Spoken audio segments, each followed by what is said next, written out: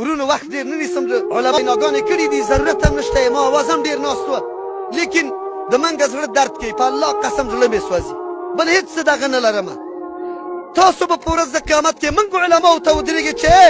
تا د قرآن و حدیث مطلب باندې پوه وې ولې دې موږ ته نه ویلې ولې موږ ته بیان دې نه کوه خو موږ د خپله حجت پوره کوو الله ته به دا شاهد نیسو چې یا الله موږ خپله وینا کړې موږ حقیقت بیان کړی موږ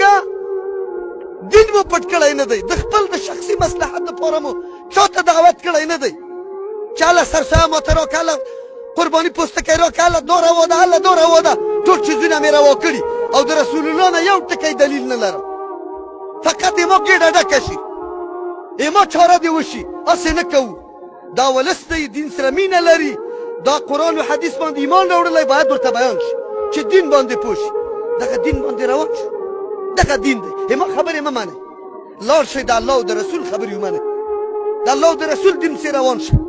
الله موږ ته همدې باندې مکلف کړي اوس اطیعوا الله و اطیعوا الرسوله د الله اطاعت وکړئ د پیغمبر اطاعت وکړئ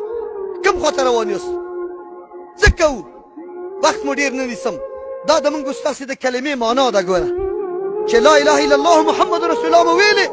هغه یو جز خو مې پرېږده لا اله الا الله څه مطلب دی ورشه ملت ته وګوره خلکو ته وګوره چې لا اله الا الله په مطلب پوه دي